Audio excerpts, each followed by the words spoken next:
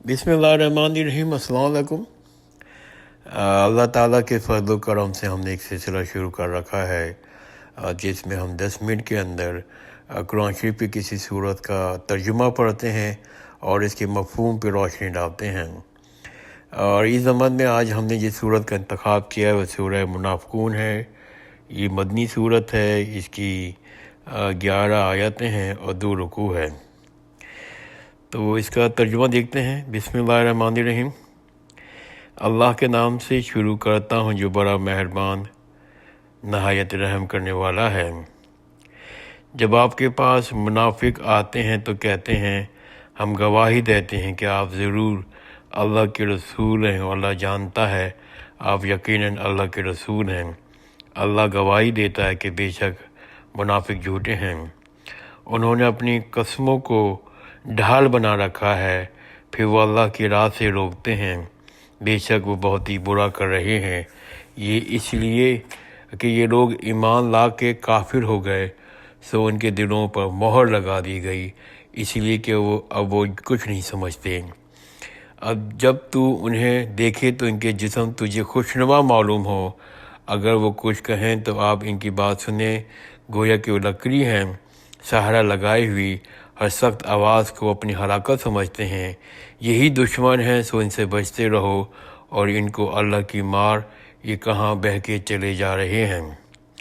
جب ان سے کہا جاتا ہے کہ آؤ رسول اللہ تمہاری استغفار کریں تو وہ اپنے سر مٹکاتے ہیں، اور آپ ان کو دیکھیں گے وہ تکبر کرتے ہوئے رک جاتے ہیں۔ ان کے حق میں آپ کا استغفار کرنا یا نہ کرنا برابر ہے، اللہ ان کو ہرگز معاف نہیں کرے گا۔ بے شک اللہ نافرمانوں کو ہدایت نہیں دیتا۔ بے شک اللہ نافرمانوں کو ہدایت نہیں دیتا۔ بے شک اللہ نافرمانوں کو ہدایت نہیں دیتا۔ یہی وہ لوگ ہیں جو کہتے ہیں کہ ان پر کچھ خرچ نہ کرو جس رسول اللہ کے پاس ہیں، یہاں تک کہ یہ منتشر ہو جائیں، حالانکہ آسمانوں اور زمین کے خزانے اللہ ہی کے ہیں، لیکن منافق نہیں سمجھتے۔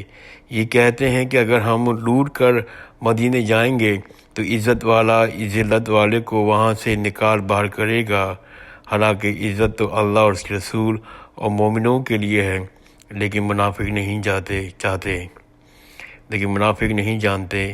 یہ کہتے ہیں اگر ہم لوٹ کر مدینے جائیں گے تو عزت والا ذلت والے کو وہاں سے نکال باہر کرے گا، حالانکہ عزت تو اللہ اور اس کے رسول اور مومنوں کے لیے ہے، لیکن منافق نہیں جانتے۔ اے ایمان والو، تمہارا مال، تمہاری اولاد تمہیں اللہ کی یاد سے غافل نہ کر دے۔ جو ایسا کرے گا وہ خسارے پہ ہے۔ جو کچھ ہم نے تمہیں دے رکھا ہے اس میں سے خرچ کرو، کیونکہ اس کے کہ تم میں سے کسی کو موت آ جائے اور وہ کہے گا میرے پروردگار، مجھے تھوڑی سی مہلت کیوں نہ دی کہ میں صدقہ کرتا اور نیک لوگوں میں ہو جاتا۔ جو کچھ تمہیں دے رکھا ہے اس میں سے خرچ کرو، قبل اس کے کہ تم میں سے کسی کو موت آ جائے اور وہ کہے کہ اے میرے پروردگار، مجھے تھوڑی سی مہلت کیوں نہ دی کہ میں صدقہ کرتا اور نیک لوگوں میں ہو جاتا۔ جب کسی کا مقرر وقت آ جاتا ہے تو اللہ اس کو ہرگز مہلت نہیں دیتا۔ اللہ خوب جانتا ہے جو تم کرتے ہو۔ اس سورہ منافقون کا میں نے ترجمہ پڑھا۔ 2 اس کی آیتیں مجھے بہت پسند ہیں۔ وہ ایک آیت یہ ہے کہ اے ایمان والو، تمہارا مال، تمہاری اولاد تمہیں اللہ کی یاد سے غافل نہ کر دے، جو ایسا کرے گا وہ خسارے میں ہے۔ اور دوسری آیت مجھے یہ پسند ہے کہ جو کچھ ہم نے تمہیں دے رکھا ہے اس میں سے خرچ کرو، قبل اس کے کہ تم میں سے کسی کو موت ہو جائے، پھر وہ کہے گا اے میرے پروردگار، مجھے تھوڑی سی مہلت کیوں نہ دی کہ میں صدقہ کرتا اور نیک لوگوں میں سے ہو جاتا۔ یہ سورۃ منافقون کا میں نے ترجمہ پڑھا، اور میں کوشش کروں گا کہ اس کی تاریخی پس منظر پر اس سورت کے اور اس کے نام پر نزول کے اوپر میں کوئکلی ریپ اپ کر لوں۔ اس سورت کا نام پہلی آیت کی فکر منافقون پہ ہی ہے، اور یہ اس سورت کا نام بھی ہے اور اس کا مضمون بھی ہے، کیونکہ اس میں منافقین کی طرز عمل پر تبصرہ کیا گیا ہے۔ اس میں منافقین کے طرز عمل پہ تبصرہ کیا گیا ہے۔ اس صورت کو سمجھنے کے لیے پہلے سے ہمیں تھوڑا سا اس کا تاریخی پس منظر پہ جانا پڑے گا کہ یہ صورت کب نازل ہوئی اور کس پس منظر پہ نازل ہوئی۔ جس خاص واقعے کا اس صورت میں نزول ہوا ہے، جس خاص واقعے کی طرف پوائنٹ آؤٹ کیا گیا ہے، جس کا ذکر کیا گیا ہے، پہلے ضروری ہے کہ ہم مدینے کے منافقین کی تاریخ پر ایک ہلکی سی نظر ڈالیں، کیونکہ جو واقعہ اس موقع پر پیش آیا تھا وہ محض ایک اتفاقی نہیں تھا، بلکہ اسی پیچھے ایک سلسلہ تھا واقعات کا، جو پھر اس نوبت میں آیا کہ صورت اللہ تعالیٰ نے نازل کی۔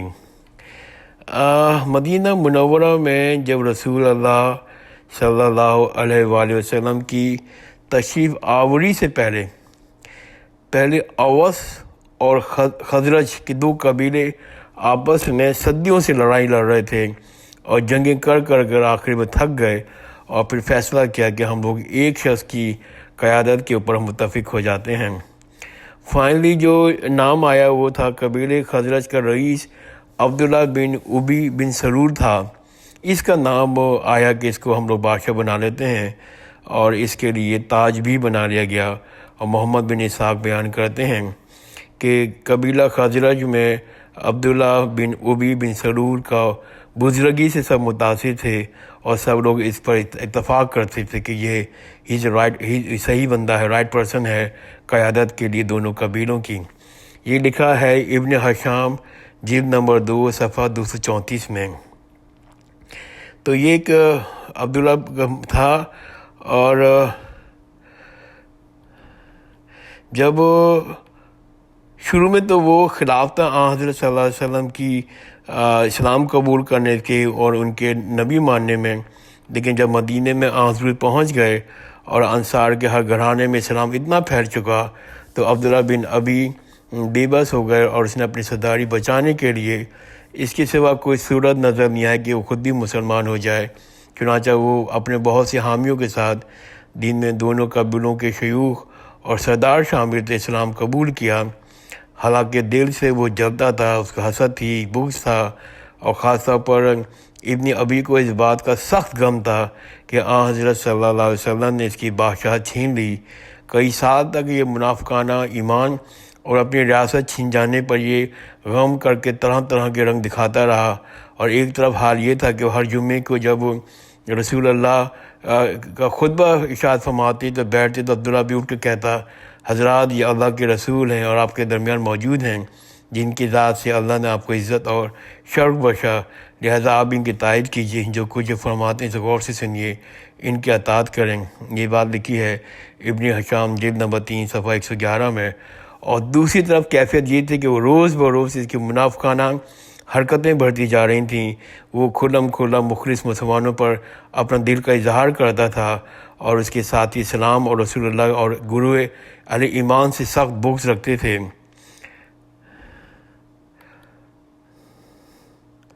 جنگ احد کے موقع پر اس شخص نے صریحاً غداری کی، عین وقت پر جب اپنے 300 ساتھیوں کو لے کر میدان جنگ سے الٹا واپس آ گیا۔ اس نازک گھڑی میں یہ حرکت کی جس کی نزاکت کا اندازہ اس بات سے لگایا جا سکتا ہے کہ قریش کے لوگ 3000 کا لشکر لے کر مدینہ پر چڑھ پڑے تھے، اور رسول اللہ صلی اللہ علیہ وسلم کے پاس ان کے مقابلے کے لیے صرف 1000 افراد موجود تھے، اور ان میں سے 300 منافقین جو تھے وہ ابن ابی عبداللہ لے کر چلے گئے۔ تو حضرت صلی اللہ علیہ وسلم کی جمعیت کو صرف چند لوگوں کے ساتھ 700 لوگوں کے ساتھ دشمنوں کا مقابلہ کرنا پڑا، اور یہ منافقین کی حرکت پر، عبداللہ کی حرکت پر سب مسلمان بے غصہ و بغض اور غصہ تھا سوگنانے میں۔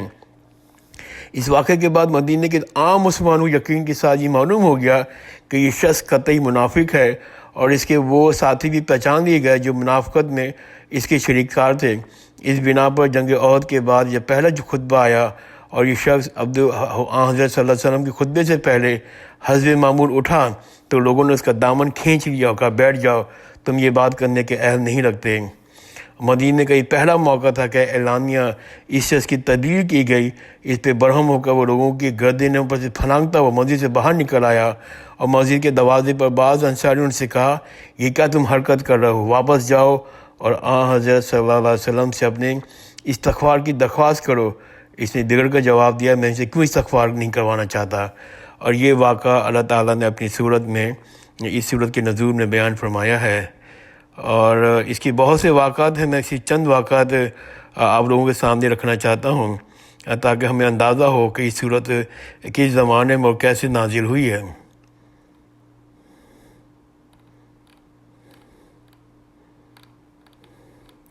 ایک واقعہ میں ضرور بیان کرنا چاہوں گا. جو یہ واقعہ پیش آیا ہے، رفتہ رفتہ یہ بات تمام انصار میں پھیل چکی تھی کہ ان میں سے ابن ابی کے خلاف سخت غصہ پیدا ہو گیا تھا. لوگوں نے ابن ابی سے کہا جا کر رسول اللہ سے معافی مانگو، تو اس نے طراق کا جواب دیا، تم نے کہا کہ ان پر ایمان لے آؤں، میں ایمان لیا تو تم نے کہا کہ اپنی مال کی زکوٰۃ دو، میں نے زکوٰۃ بھی دے دی، اب یہ کثر رہی ہے کہ محمد صلی اللہ علیہ وسلم کو سجدہ کروں. ان باتوں سے اس کے خلاف مومن انصار کی ناراضی اور زیادہ بڑھ گئی. ہر طرف سے اس پر پھٹکار برسنے لگی. جب یہ قافلہ مدینہ منورہ میں داخل ہونے لگا تو عبداللہ بن ابی کا صاحبزادہ، اس کا اپنا بیٹا جس کا نام بھی عبداللہ تھا، اس نے تلوار نکال کر اپنے باپ کے سامنے کھڑا ہو گیا. آپ نے کہا کہ مدینہ والوں، مدینے واپس پہنچ کر عزت والا ذلت والے کو نکال دے گا. اب آپ کو معلوم ہونا چاہیے عزت آپ کی ہے یا اللہ رسول کی. خدا کی قسم آپ مدینے میں داخل نہیں ہو سکتے جب تک رسول اللہ صلی اللہ علیہ وسلم آپ کو اجازت نہ دیں.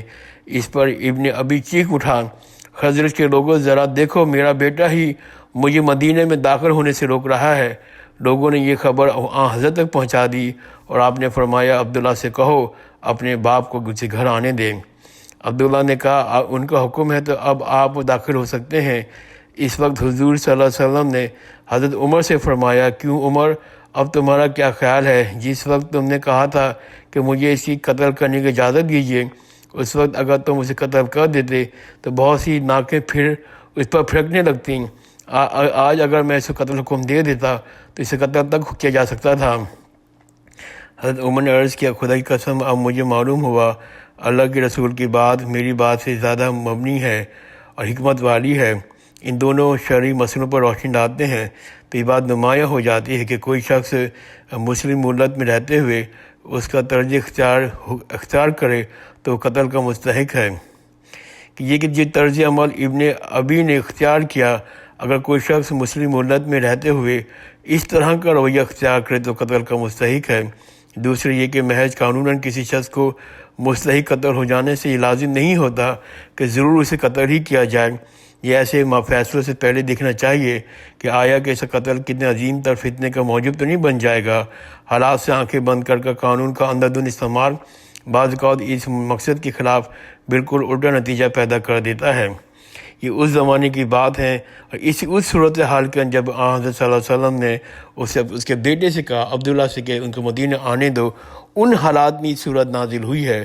تو میں نے کوشش کی مختصراً اس حدیث اس قرآن شریف کی صورت کا بیک گراؤنڈ بیان کر سکوں کہ کس بیک گراؤنڈ پر، کس پس منظر پر اور کس شخص کے لیے صورت کا نزول ہوا ہے. انشاءاللہ آئندہ کی صورت میں مزید اس کو تفصیلاً بیان کروں گا. جزاک اللہ خیراً. خدا حافظ.